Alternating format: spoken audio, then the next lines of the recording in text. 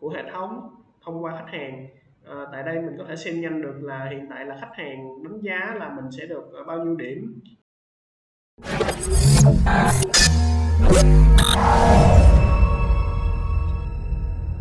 Em xin chào anh chị, em tên là Thịnh, hiện đây là nhân viên của phòng AT Scada Lab. Hôm nay em xin giới thiệu tới anh chị về phần mềm đặt lịch online và hệ thống xếp hàng tự động.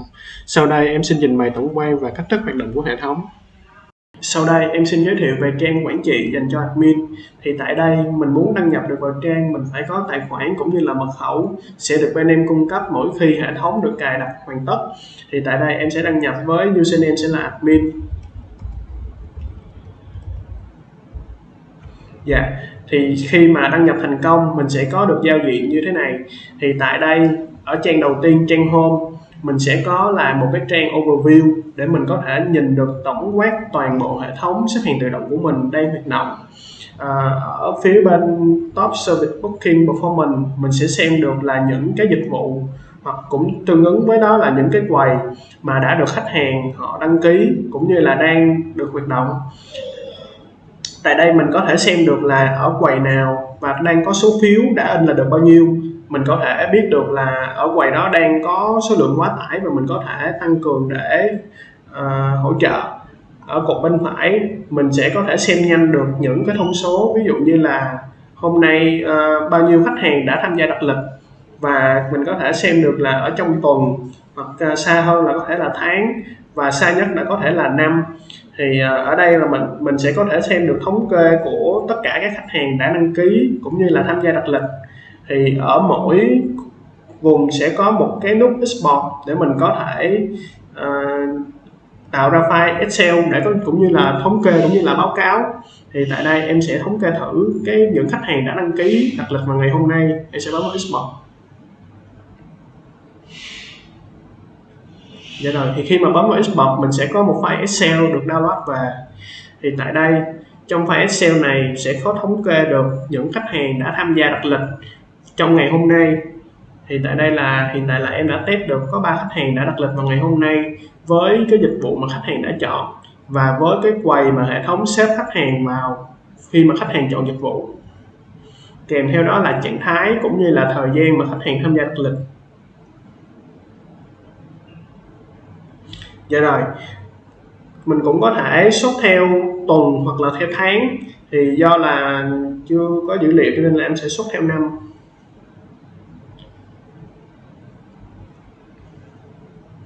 Thì khi mà sort theo năm thì mình sẽ có thể lấy được thông tin của tất cả các khách hàng đã tham gia đặt lịch trong khoảng thời gian từ tháng 1 tháng 1 2024 cho đến hiện tại. Sẽ bao gồm tất cả các thông tin của khách hàng như là họ tên, số điện thoại, dịch vụ khách hàng đã đăng ký cũng như là quầy mà khách hàng đã được tham gia vào phục vụ, kèm theo đó là trạng thái của khách hàng.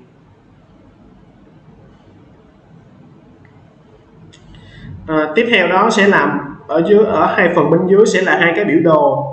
Thì tại đây là em sẽ có hai cái biểu đồ để thống kê nhanh được cái thời gian đặt lịch trung bình của khách hàng mà thường hay đặt. Thì tại đây là mình có thể là thống kê theo tháng, theo từng tháng. Thì tại đây em sẽ chọn tháng 11. Tại đây mình sẽ có thể biết được là vào khoảng khung giờ 9 giờ sẽ là khung giờ mà có số lượng khách hàng đặt lịch nhiều nhất, hoặc là 11 giờ, hoặc là những khung giờ còn lại mình có thể xem nhanh được là khách hàng sẽ đặt lịch nhiều nhất bình thường vào khung giờ nào. Và ở cột bên phải sẽ là cột đánh giá chất lượng dịch vụ của hệ thống thông qua khách hàng. Tại đây mình có thể xem nhanh được là hiện tại là khách hàng đánh giá là mình sẽ được bao nhiêu điểm. Hiện tại ở đây là số 5 sao sẽ là đang chiếm thị phần nhiều nhất. Mình có thể xem nhanh bằng cách bỏ những cái này đi và mình có thể xem được là 4 sao hoặc 5 sao tùy vào nhu cầu của mình. Dạ rồi, đây là tổng quan về trang overview dành cho admin. Thì ở cột bên trái cũng sẽ có logo, hoặc ở cột bên phải sẽ có thêm một cái chức năng là change password dành cho cái người quản trị, hoặc là có thể là sau này sẽ là cái người nhân viên trực quầy. Mình cũng có thể vào đây để mình có thể đổi mật khẩu. Vậy rồi, tiếp theo em xin qua cái tab thứ hai là về cái tab danh sách của khách user. Thì tại đây danh sách user này sẽ là do khi mà mình được hệ thống được cài đặt hoàn tất, mình sẽ có một cái tài khoản mà em đã vừa đăng nhập khi nãy, chính là tài khoản admin. Thì cái tài khoản này sẽ nắm vai trò là admin chủ cho toàn hệ thống. Thì khi mà admin này đăng nhập vào, mình có thể tạo thêm những cái user khác để phân quyền họ vào những cái quầy tương ứng. Thì tại đây khi mà mình muốn tạo mới thì mình sẽ nhập họ tên của một khách hàng và gắn cho họ và tạo cho họ một cái username.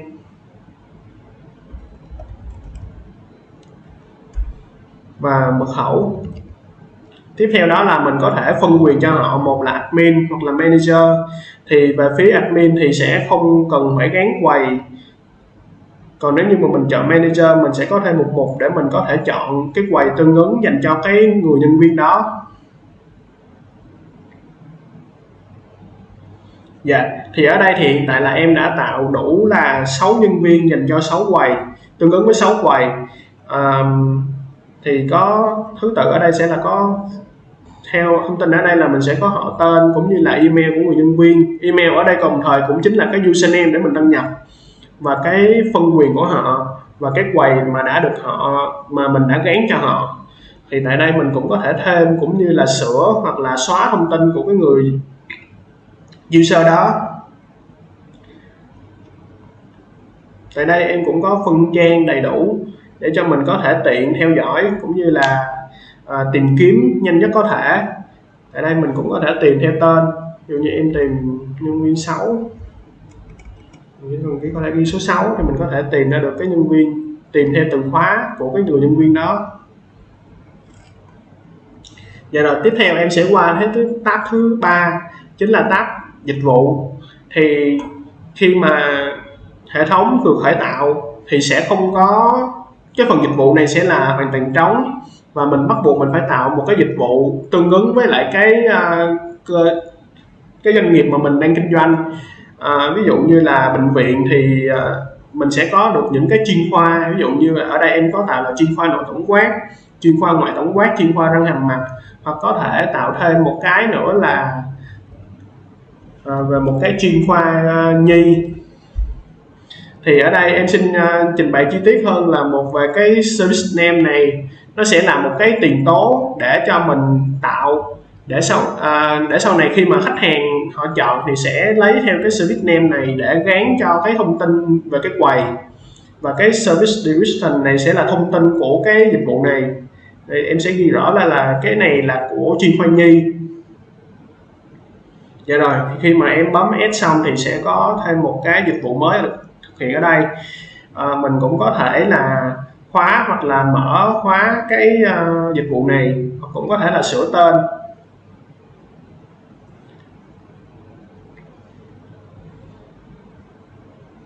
Dạ rồi, tiếp theo đến em sẽ qua thêm tab thứ tư là tab về counter, tức là từng cái quầy thuộc về cái dịch vụ. Thì ở đây em đã có tạo sẵn ở đây là 6 cái quầy tương ứng với lại 3 cái dịch vụ ở phía trên. Do là ở đây là em tạo là một cái dịch vụ chuyên khoa nội tổng quát thì sẽ có 2 quầy là quầy A01 và quầy A02. Thì theo hệ thống em phát triển thì một dịch vụ mình có thể có nhiều quầy để có thể chia bớt được cái số lượng phục vụ khách hàng cho nó nhanh nhất có thể, để tránh bị tồn động là đẩy hết vô một quầy thì sẽ thực hiện khá là lâu.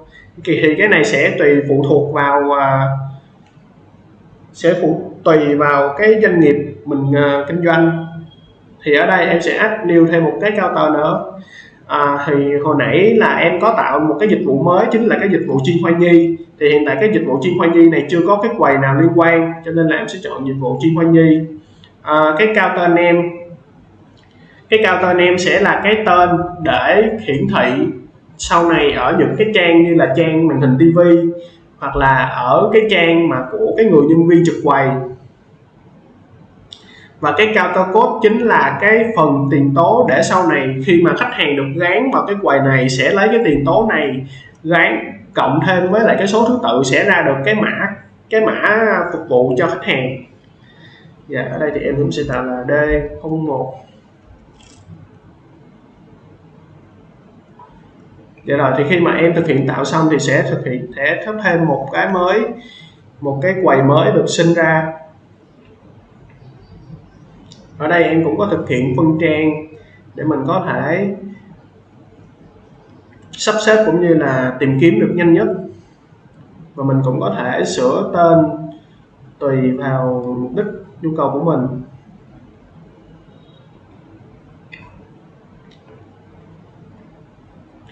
Dạ rồi, tiếp theo em sẽ qua tới cái tab tiếp theo là tab về report báo cáo. Thì cái tab report báo cáo này mình sẽ báo cáo lại cũng như là thống kê lại tất cả những khách hàng mà đã từng đăng ký cũng như là sử dụng dịch vụ của hệ thống Booking Online này. Thì ở đây em sẽ tìm thử một danh sách khách hàng, một danh sách theo ngày, từ ngày 4 tháng 11 đến ngày 28 tháng 11. Thì tại đây em sẽ lấy được là những thông tin của những cái ngày mà có thống kê báo cáo, tức là những ngày mà có khách hàng tham gia đặt lịch. Thì tại đây cái phần Performance Overview là cái phần mà sẽ là dùng để vẽ biểu đồ thống kê theo ngày mà có khách hàng tham gia đặt lịch.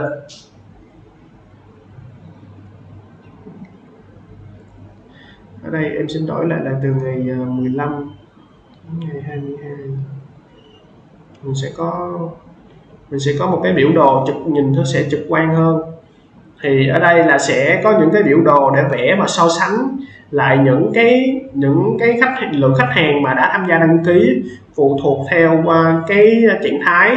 Ở đây là total print, tức là tất cả những cái phiếu đã in trong tương ứng với cái ngày hôm đó. Ví dụ như là ngày 15 tháng 11 này có số phiếu đã in là 27, tức là đã có 27 khách hàng tham gia đăng ký đặt lịch. Và ngày 16 sẽ có 28 khách hàng tham gia đăng ký đặt lịch. Ngày 18 mình sẽ có 21 khách hàng đăng ký đặt lịch. Và ngày 19 là sẽ có 35 khách hàng tham gia đăng ký đặt lịch. Ngoài cái việc coi được tổng cái khách hàng đăng ký đặt lịch, mình cũng có thể xem được là tổng cái số lượng khách hàng đã được phục vụ. Thì ở đây em ví dụ như là mình ngày 15 là sẽ có 18 khách hàng đã được đăng ký tham gia đặt lịch và cũng được phục vụ. Và ngày 16 sẽ có 28 khách hàng. Tương ứng với lại hoàn thành là sẽ có hủy bỏ. Thì mình cũng có thể xem được là số lượng khách hàng mà đã bị hủy trong những cái ngày tương ứng. Ví dụ như ngày 15 mình sẽ có 9 khách hàng đã bị hủy bỏ. Ngoài cái việc mình có thể xem được cái biểu đồ này trực quan, em cũng có thể phát triển thêm một cái nút Export ở đây để mình có thể lấy được thông tin chi tiết của khách hàng tương ứng với cái ngày từng ngày này. Và em sẽ bấm Export. Thì khi mà em bấm file Export xong thì sẽ có một cái file Excel được trả về. Thì tại đây em cũng có thể xem được chi tiết danh sách các khách hàng đã tham gia đặt lịch cũng như là trạng thái của khách hàng tương ứng.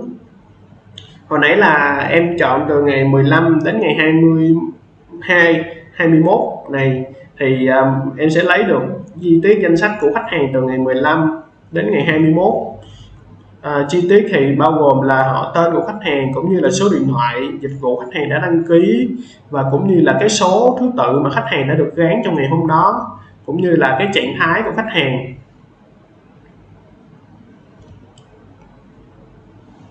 Ngoài ra em cũng có thể xem được chi tiết, mình cũng có thể lọc theo cái trạng thái của khách hàng. Ví dụ như ở đây em chọn cái tab là Total Complete, tức là em chỉ lấy những khách hàng nào mà có trạng thái là đã hoàn thành, đã được phục vụ.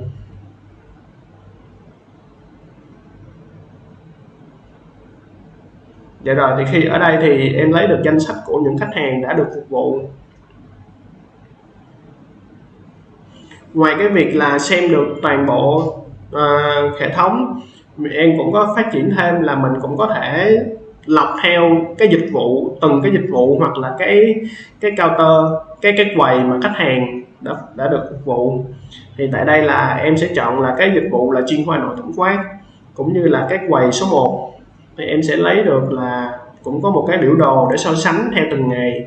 Ví dụ như ngày 15 là có 6 khách hàng đăng ký vào cái dịch vụ nội tổng quát này và được phục vụ ở cái quầy A01. Tại đây em cũng có thêm một nút export để mình xem được chi tiết của khách hàng theo cái dịch vụ là chuyên khoa nội tổng quát và cái quầy A01 này.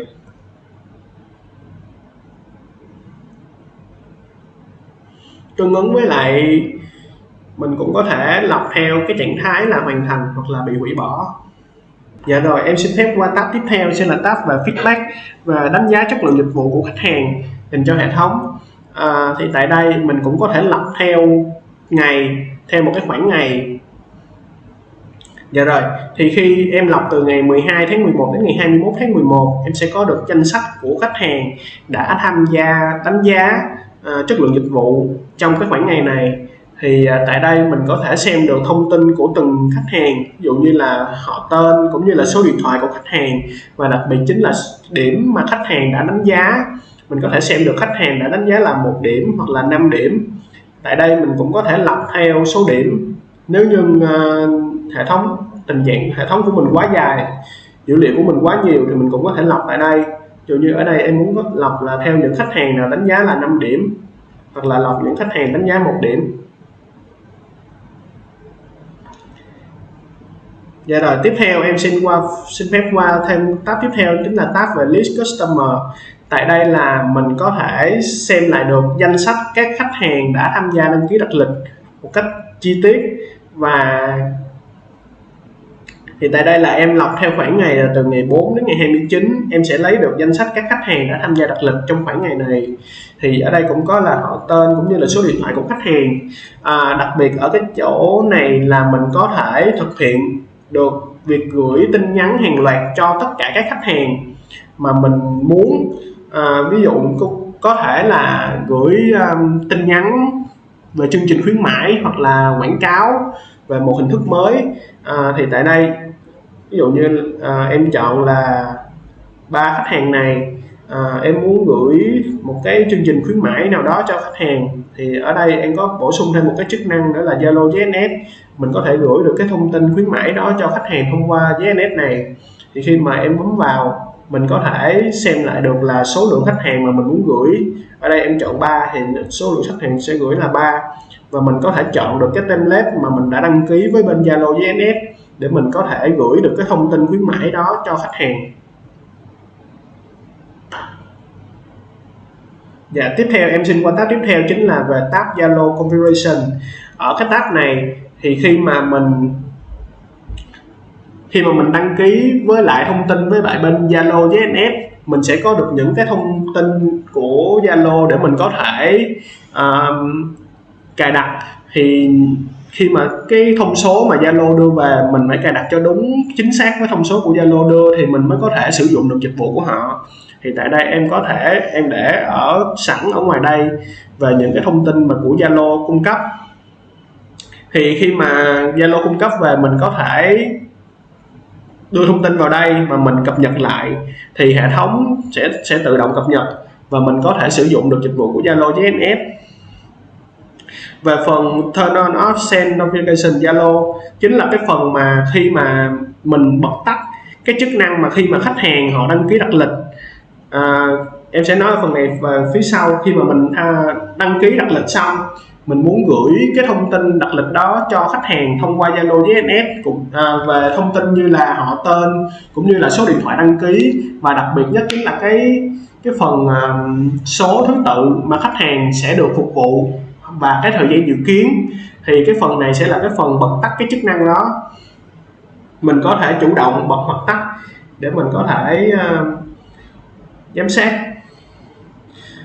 Tiếp theo là em xin qua tab cuối cùng là về tab về setting. Thì tại đây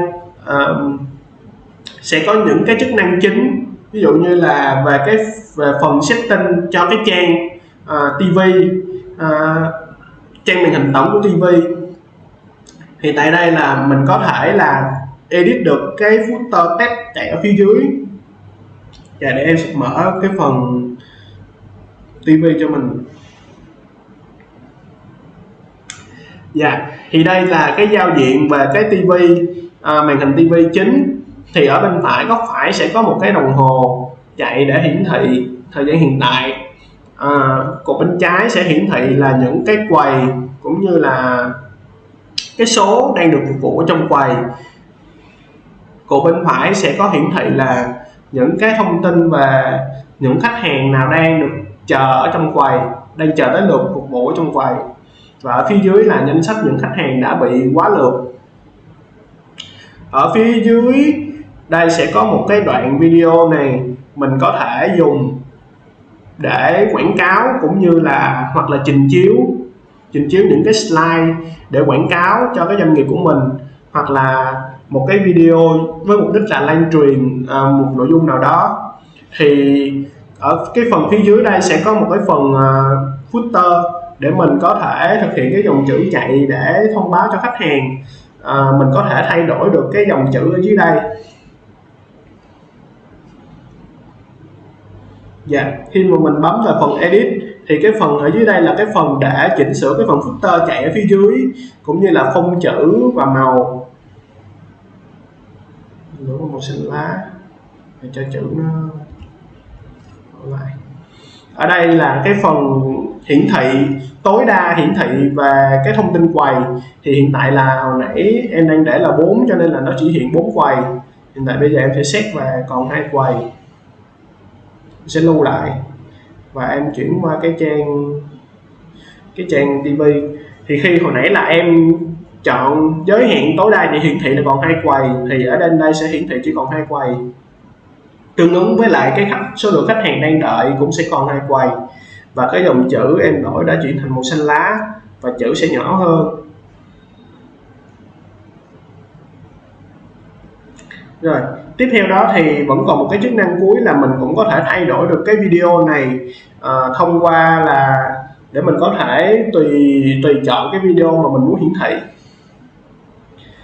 Rồi, cái chức năng tiếp theo em muốn giới thiệu chính là cái chức năng mà tự động reset hàng chờ cũng như là hệ thống về còn không mỗi lúc mình muốn. Thì ở đây hiện tại là em đang để mặc định là sẽ là 12 giờ đêm, tức là khi hệ thống này được chạy trên server thì cứ đúng 12 giờ đêm mỗi tối thì hệ thống sẽ tự động cập nhật danh sách những khách hàng trong ngày hôm nay và được đưa vào bảng lịch sử. Và tiếp theo đó là những cái thông số ở trên quầy sẽ được reset được không hết để chuẩn bị cho hàng chờ tiếp theo vào ngày hôm sau. Hoặc tại đây mình cũng có thể là chủ động reset bằng tay.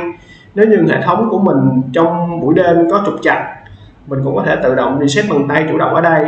Thì khi mà bấm thì sẽ có hỏi lại cho chắc chắn, tại vì cái phần này sẽ ảnh hưởng tới toàn bộ hệ thống.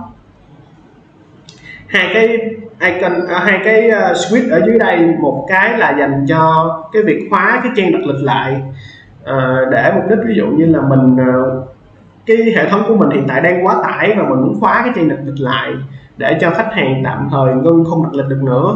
Và cái chức năng cuối cùng chính là cái chức năng mà bật tắt cái hệ thống phát loa gọi số mỗi khi mà nhân viên quầy gọi khách hàng vào trong quầy. Dạ, sau khi giới thiệu sơ bộ về cái trang quản trị dành cho admin, tiếp theo em xin giới thiệu về cái trang counter dashboard dành cho cái nhân viên trực quầy, với mục đích là dùng để gọi khách hàng đã đăng ký vào quầy phục vụ cũng như là phát loa thông báo. Dạ rồi, thì về các tài khoản cũng như là mật khẩu của nhân viên thì hồi nãy em đã trình bày ở cái phần admin dashboard. Về cái phần user thì cái tài khoản này sẽ do chính cái user tổng cấp cho từng cái thành viên của nhân viên quầy. Vậy rồi thì khi mà em login vào, mình sẽ chọn vào cái tab là My Counter. Thì đây chính là giao diện chính của cái counter dashboard. Thì tại đây mình sẽ có thể xem được là họ tên của cái người nhân viên, cái quầy mà nhân viên được phân công vào phục vụ, và một cái nút để back vào trang home. Tại đây thì cũng sẽ có thêm một cái là number serving, tức là cái số mà đang được phục vụ ở trong quầy. Kèm theo đó là sẽ là thông tin nhanh của cái người khách hàng đã đăng ký, bao gồm họ tên cũng như là thời gian mà khách hàng đăng ký, số điện thoại, và quan trọng nhất chính là trạng thái của khách hàng. Tiếp theo đó sẽ có những cái button, những cái nút bấm phụ có những cái chức năng riêng. Ví dụ như nút connect này sẽ là cái nút mà dùng để gọi khách hàng tiếp theo vào quầy. Nút skip mình sẽ dùng cho những trường hợp là khi mà mình gọi khách hàng vào quầy nhưng mà đã gọi 3 lần nhưng khách hàng chưa thấy có mặt tại quầy, thì mình cũng có thể skip để tránh tình trạng là bị ùn ứ ở trong cái quầy. Ở cái nút có cái loa ở phía dưới đây sẽ là cái nút recall, tức là mình sẽ phát loa gọi lại khách hàng đó. Nếu như mà mình gọi lần đầu tiên mà khách hàng chưa thấy có mặt, mình sẽ bấm gọi lại một lần nữa. Cái nút này có chức năng gọi lại. Cũng như là cái nút transfer này, tức là dùng để chuyển quầy cho khách hàng qua một cái quầy khác. Ở phần phía bên phải sẽ là những cái mình cũng có thể xem nhanh được những cái hàng chờ. Ví dụ như là waiting, tức là những cái khách hàng đang chờ được tới lượt phục vụ. Complete, tức là những khách hàng mà mình đã được phục vụ. Và miss, tức là khách hàng khi mà mình bấm nút skip này thì khách hàng sẽ được chuyển qua hàng chờ miss. Thì đây là sơ bộ về cái trang Counter Dashboard. Bây giờ em sẽ ví dụ thực tế về việc khách hàng họ đăng ký đặt lịch và cách thức hoạt động của trang Counter Dashboard này.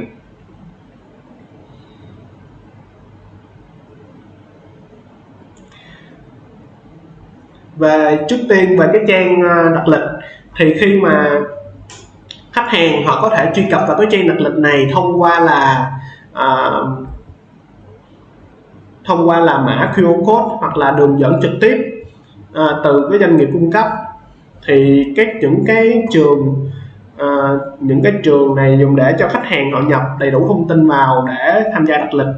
Thì ở đây là có trường full name, tôi sẽ đặt họ tên. Tiếp theo đó quan trọng nhất chính là cái phần số điện thoại.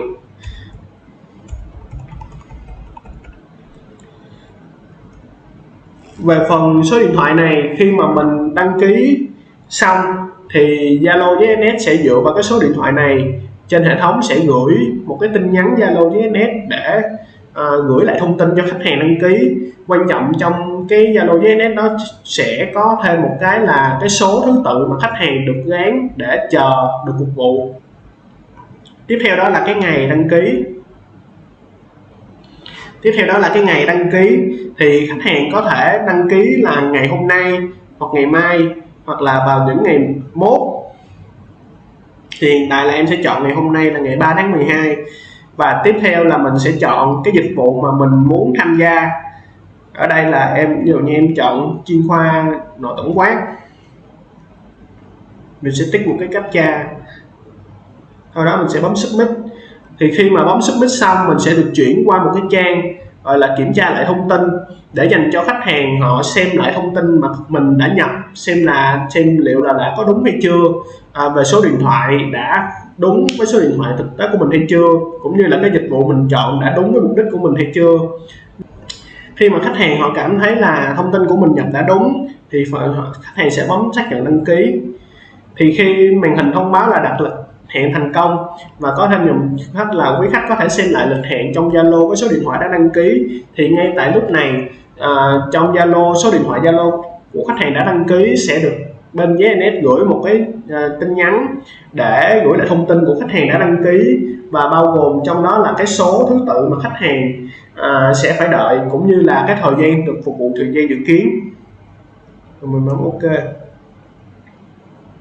Dạ rồi, thì khi mà khách hàng họ đăng ký xong thì ở trong cái trang của Counter Dashboard của người nhân viên sẽ hiển thị tên của khách hàng vừa mới đăng ký. Thì tại đây chính là số thứ tự 2 mà khách hàng Trần Thanh Tuấn mới vừa đăng ký vô cái dịch vụ chuyên khoa nội tổng quát này. Thì tại đây em bắt đầu tiến hành gọi cái người khách hàng Trần Thanh Tuấn này vào quầy. Thì khi mà khách hàng họ đăng ký đã được đưa vào trong cái nhân viên quầy, thì tại đây em xin mở lại cái trang màn hình tổng TV. Thì tại đây là mình sẽ nhìn ở phía bên phải là danh sách khách hàng mà đang được chờ tới lượt. Thì hồi nãy là khách hàng họ vừa đăng ký được đưa vào quầy A01, thì trên đây sẽ lập tức hiện số 2, tức là đang có một khách hàng chờ tới lượt, là khách hàng mang số thứ tự là số 2 đang chờ tới lượt ở quầy A01. Dạ rồi, bây giờ em sẽ tiến hành gọi cái người nhân viên quầy này, gọi cái người khách hàng Trần Thanh Tuấn số 2 này vào phục vụ. Em sẽ bấm connect.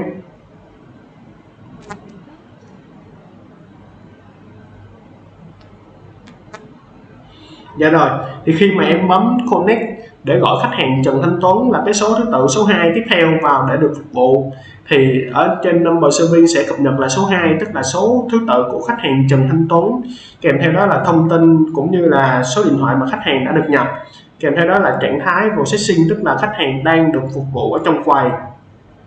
Thì khi hồi nãy mà em bấm nút connect xong, đồng thời ở cái trang màn hình TV chính này đồng thời cũng sẽ phát một cái loa thông báo để mời cái khách hàng đầy đủ, ghi một cái câu từ là đầy đủ, là bao gồm họ tên cũng như là số điện thoại, bao gồm họ tên cũng như là cái số thứ tự mà khách hàng đã được gán trước đó. Thì tại đây là hồi nãy là quầy A01 đang phục vụ số 01, thì khi mà em bấm gọi thành công thì số 2 sẽ được cập nhật vào đây, và cái quầy A01 cái người khách hàng số 2 này sẽ được đẩy qua đây và sẽ biến mất ở đây. Và hiện tại là quầy A01 hiện chữ empty, tức là đang trống, tức là không có khách hàng nào đang chờ ở phía sau. Dạ, thì khi mà phục vụ khách hàng Trần Thanh Tuấn này xong, với số thứ tự khách hàng này xong, thì không có khách hàng nào tiếp theo, thì em vẫn sẽ bấm tiếp connect để cho hệ thống biết được là mình đã hoàn thành phục vụ khách hàng Trần Thanh Tuấn này, và hệ thống vẫn sẽ hoạt động bình thường. Thì khi mà có khách hàng mới đăng ký vào thì mình vẫn sẽ tiếp tục bấm nút connect, thì vẫn sẽ tiếp tục gọi cái người khách hàng mới vào. Em sẽ ví dụ lại một lần nữa là em sẽ đăng ký thêm một khách hàng mới.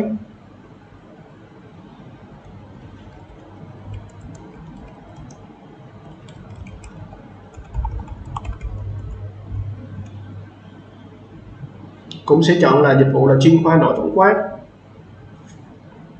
Okay.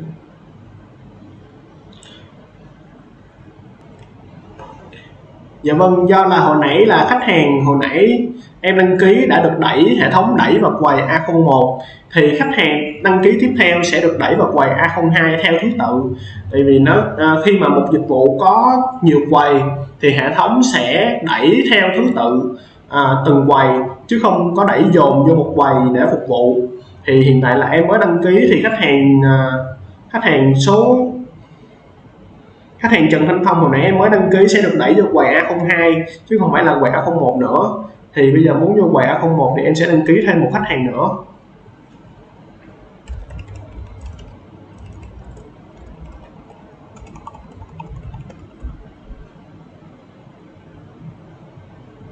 Em cũng sẽ chọn chuyên khoa nội tổng quát.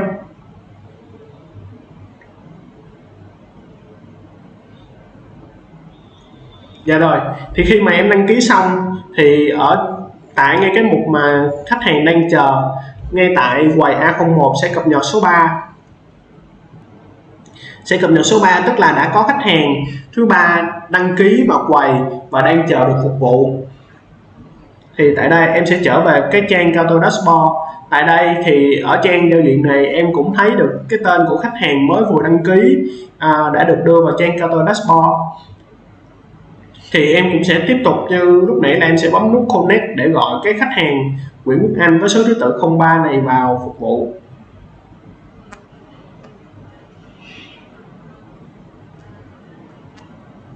Dạ rồi, thì khi mà em bấm connect thì cũng tương tự như hồi nãy, cái trang màn hình TV cũng sẽ phát ra một cái loa thông báo với cú pháp bao gồm họ tên và cái số thứ tự của khách hàng với cái quầy mà khách hàng đã được đưa vào tới cái quầy đó để được phục vụ.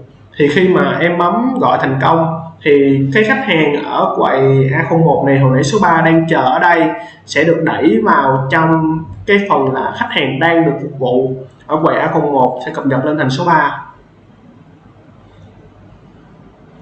Vâng, tại đây thì khi mà khách hàng em cũng đã phục vụ khách hàng xong và cũng không có khách hàng nào tiếp theo đang đợi để được phục vụ, thì em cũng sẽ tiếp tục bấm connect để hệ thống biết được rằng mình đã hoàn thành phục vụ khách hàng này. Như vậy em đã giới thiệu xong phần mềm đặt lịch online và cách thức hoạt động của hệ thống gọi số thứ tự.